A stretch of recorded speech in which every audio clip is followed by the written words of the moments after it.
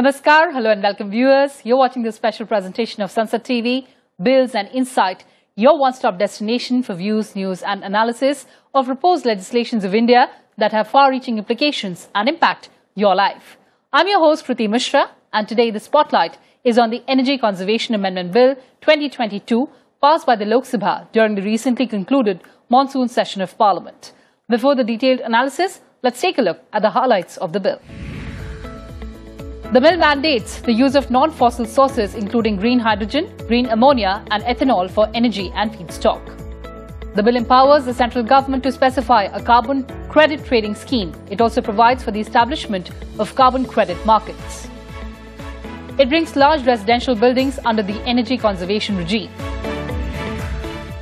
The bill seeks to amend the Energy Conservation Act of 2001. But why did we need this amendment? Well, India made a commitment as a part of the Paris Agreement, a legally binding international treaty on climate change. India has committed, among other things, 3 quantitative targets for up to 2030. Increase installed capacity from non-fossil sources to reach 40%. Reduce the emission intensity of gross domestic product by 33 to 35% compared to 2005 levels. And creation of additional carbon sink of 2.5 to 3 billion tons of CO2, equivalent through additional forest and tree cover. And the amendment promotes energy efficiency and conservation and provides for the regulation of energy consumption. And for deeper understanding of these amendments, I'm joined by an illustrious panel of guests. Joining us through virtual platform, Mr. N.K. Premchandran, Member of Parliament, Lok Sabha, RSP. In the studio, we have with us Mr. Abhay Bakre, Director General, Bureau of Energy Efficiency. And we also have with us Mr. O.P. Agarwal, CEO, World Resources Institute of India. I welcome all of you on Sunset Television and thank you so much for joining us. Also in the studio, we have with us young and vibrant audience.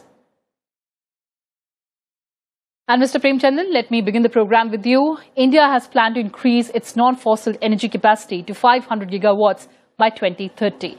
In that context, take us through the importance of this bill and how well are we placed to achieve these targets? See, the Parliament during the monsoon session has passed a very important landmark legislation by which the commitments of India in the last Glasgow conference as well as in the Paris Agreement has to be complied with, for which these amendments were carried out by the Parliament during the monsoon session.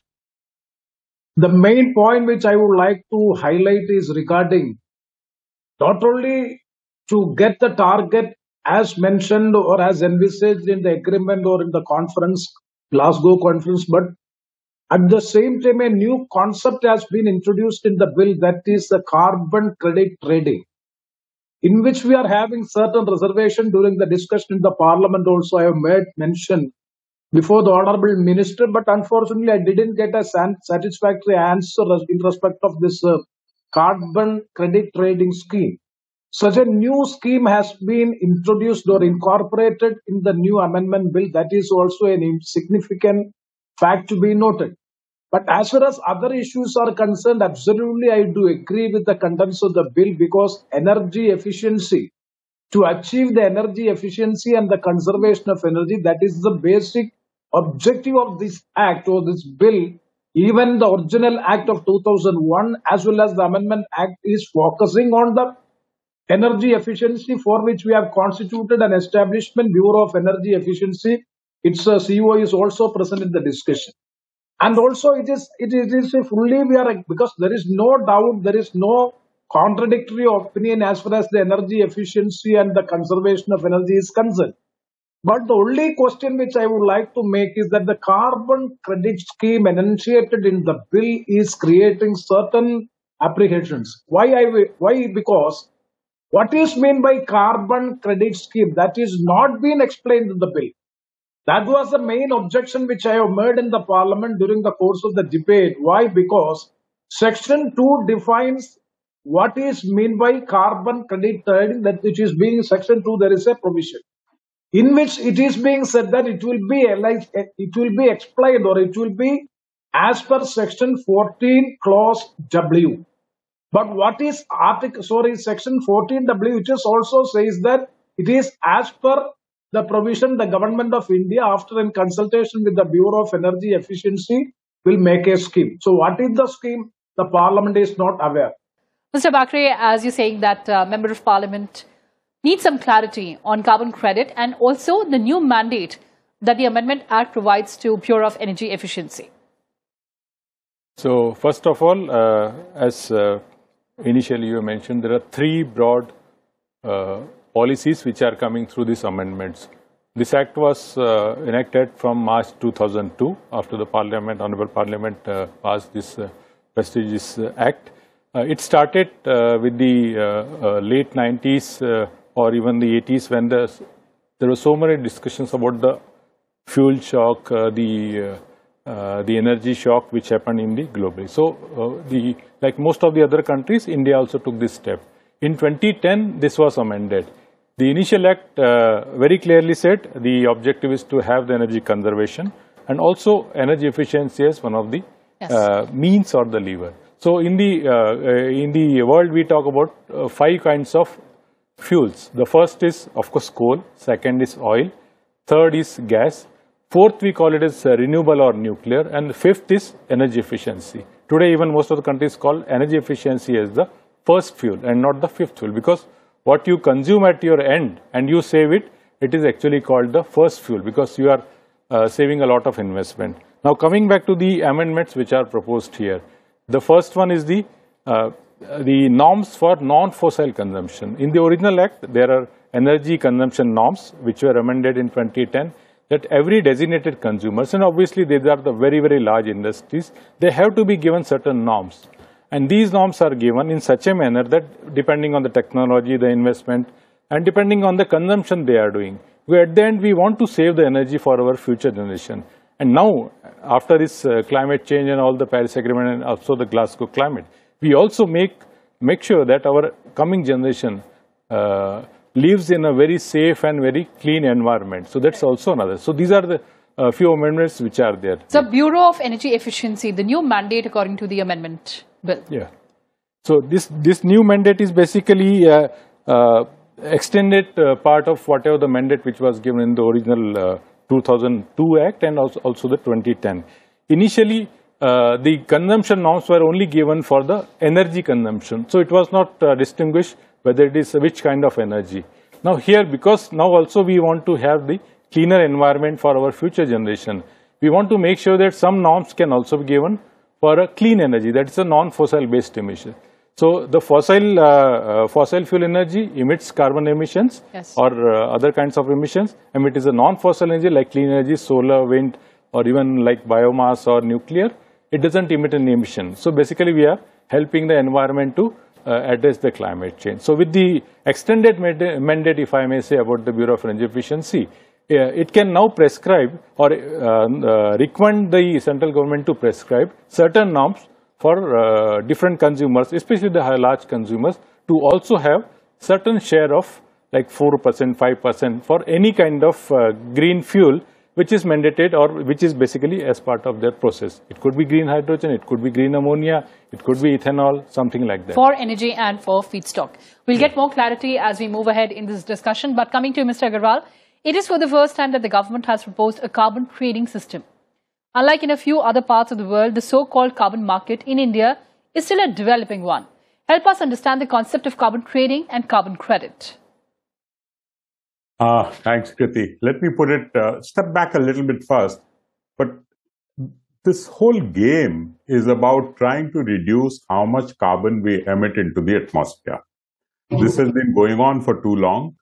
Planet is warming up, and that is why all these agreements in Paris and commitments at Glasgow, all this is happening with the ultimate objective of reducing the amount of carbon dioxide we put out into the atmosphere. Now, a number of measures have been taken. Mr. Bakre and Mr. Premachandran have mentioned both of them. I won't go into that depth. But at the end of the day, there are two ways in which we can help reduce the amount of carbon coming out. One, as Mr. Bakre very rightly mentioned, reducing the amount of energy we consume for achieving a certain outcome. That is energy efficiency. With less energy, we get the same outcome. The second is we use energy which is coming from non-fossil fuel sources. That means sources that will not emit carbon into the atmosphere. Now, a lot of consumers have been using fossil fuel energy, largely coal-based electricity or gas-based electricity. For many of them, to make a change towards cleaner energy may not be immediately possible.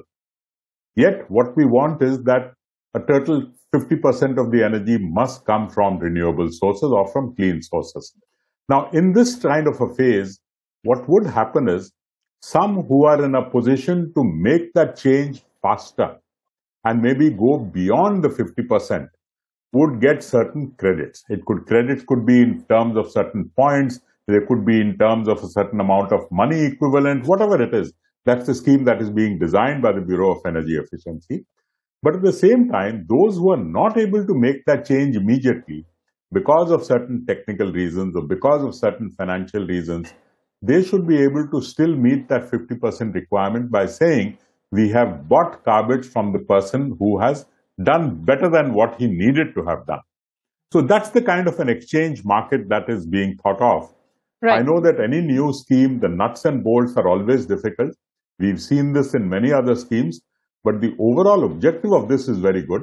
And I think with the Bureau of Energy Efficiency and Mr. Bakre leading that, I'm confident that they will come up with something that is really efficient, that is something that will work well in the market. But the broad principle is someone who has done better than he needed to gets certain way of, some financial benefit by someone else buying what he has not been able to achieve. That in a limited point is what I would like to respond. All right, so the target is to achieve what we've not been able to achieve so far.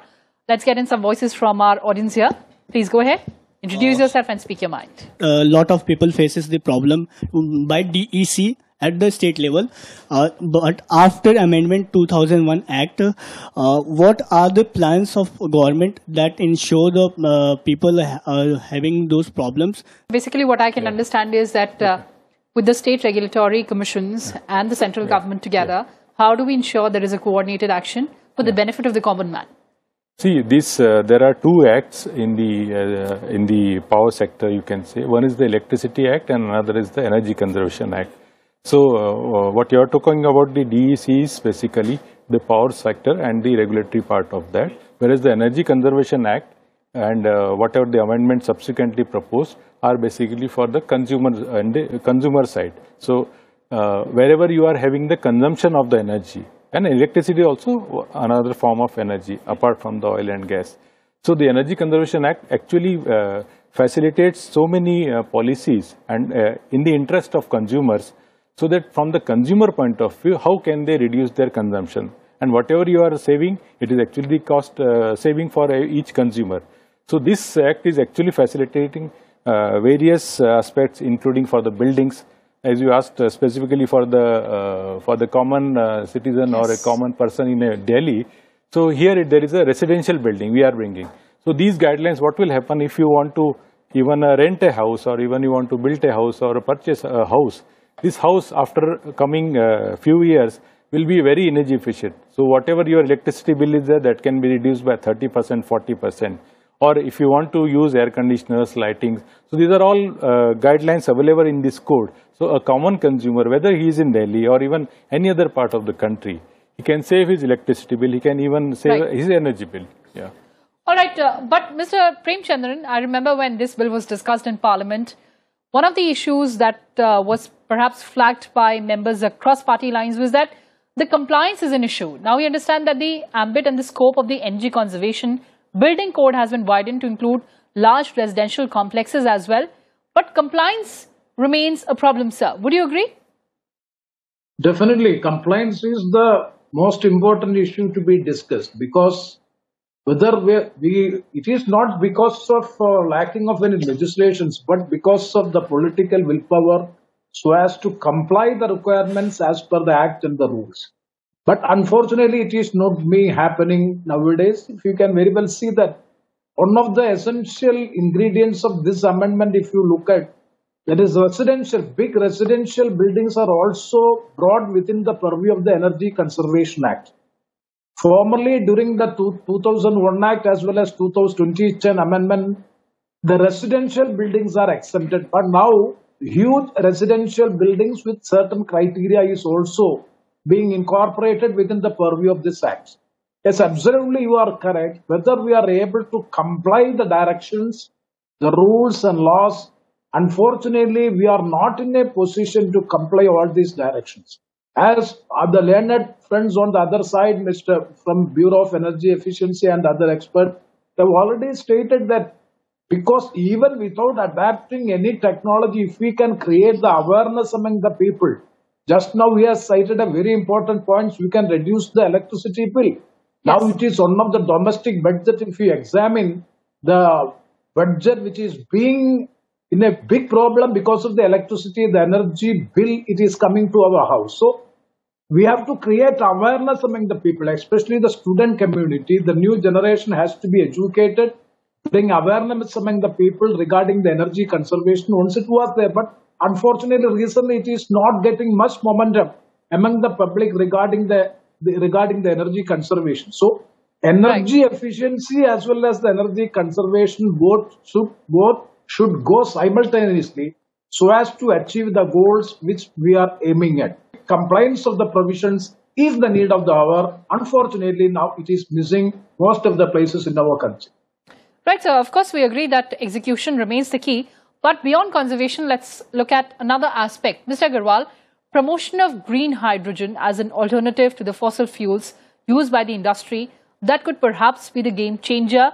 And hydrogen economy could have had huge dividends for us. But how do we unlock that potential? I think green hydrogen is likely to be a revolution. It's going to be a revolution in many ways. The only challenge with green hydrogen today is that the technology and the cost of generating green hydrogen is very high. But this was the case with solar also earlier. And as volumes pick up, as technologies evolve, this is going to start coming down. The other challenge with green hydrogen is, its storage and its transportation are also technical challenges that need to be met. But at the end of the day, green hydrogen is going to be a game changer, as you very rightly said. I think a lot of effort is going into being able to produce enough green hydrogen. I think there are a lot of industries such as steel, cement, which use large amounts of coal. And the idea is, can that coal be replaced by green hydrogen? Yes. That will help in reducing the emissions significantly. So completely agree with you, green hydrogen will be a game changer, but a lot of technology development still has to take place. A lot of infrastructure for that still has to come in place. We are in the right direction. A green hydrogen mission is being drafted. I think that should be coming out fairly soon, but these will be game changers in my mind. Right, sir. Let's also take more questions from our audience here. Our government is taking one more step towards privatization of energy conservation. So after sometimes our private organization charge more money to more electricity bill, and so what are the steps our government is taking to ensure that a private company will not charge more money towards the common people, poor people, or rural area people? Right, so how do we ensure that the rights of consumers are protected? See, the Energy Conservation Amendment and all the bills is basically to enable more policies to be developed and then implemented for the consumers.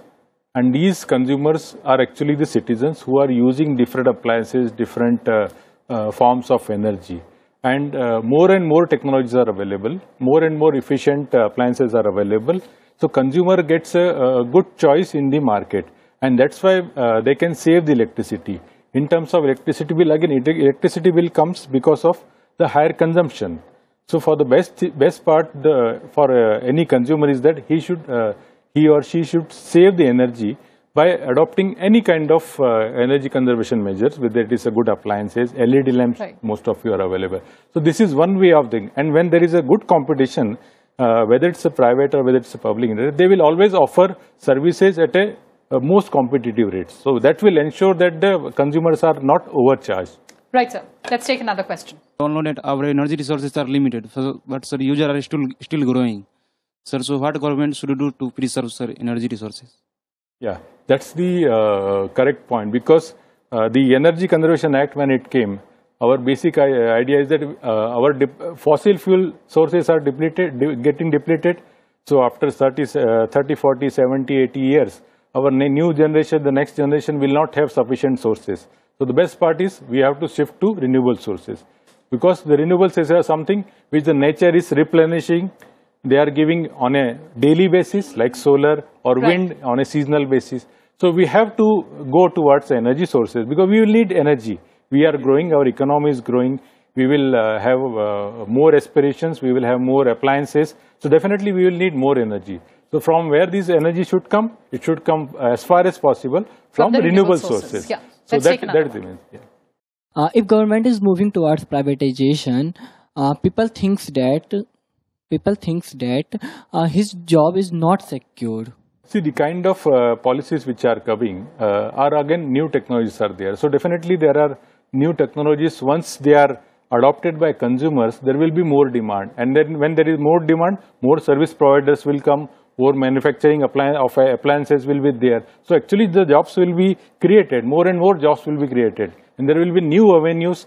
So far the avenues were only for the fossil sources. Now there will be non-fossil sources. As I mentioned, green hydrogen, green ammonia, ethanol, biomass. So these are all new technologies coming, and there will be more and more jobs. And how they will increase? When there are more demand from the consumer. And this act will actually facilitate more and more demand from the consumer. So consumer is also benefited, the technology provider is also provided, and at the end there will be more jobs available for all these new technologies which are upcoming. And for a country like India, which is growing, these technologies will be actually helpful for reducing the cost for the consumer also. Is this a right way to conserve electricity, to not give the electricity to each and every corner of India? And if not, then why the government not be able to give the electricity to every villages of our country? Yes, I don't think the government policy is not to give electricity to some part of the country or the other. I think the government's policy very clearly is to have electricity to every household, every part of the country. The question here is, should that electricity come from clean sources or should it come from fossil fuel sources? That is the basic question. And this whole bill is really aimed at increasing the share of energy coming from non-fossil fuel sources. Mr. Premchandran, way ahead to achieve a target net zero for carbon emissions by 2070. We are before the target because now I'm not remembering the correct percentage. Now we are not required to achieve that target, but even then we are able to cross the mark. So we are in the correct direction so as to achieve the goal by 2070. And India should be the model to this, model to the whole world, because we are having the largest population in the country where energy conservation and carbon emission reduction, especially the greenhouse gases reduction, it is for our people also, because wherever in the world, it's not only confined to India. If anything happens anywhere in the corner of the world, definitely it will be adversely affecting our population also. So this is a issue to be discussed globally. We should have a global perspective in the issue. So India should be marching towards, and we are able to achieve this target. I am confident that we could, and for India should be a model to all other developing countries and the developed countries, so as to have this thing in mind to achieve the targets by 2070. Absolutely, sir. So we understand that there's push for stringent norms for energy conservation, use of renewable energy and boosting the carbon credit. On that note, thank you so much for joining us, Mr. Bakre, Mr. Premchandran and also Mr. Agarwal. Next week, we'll return with incisive analysis of another important bill or act. Till then, take care. Namaskar.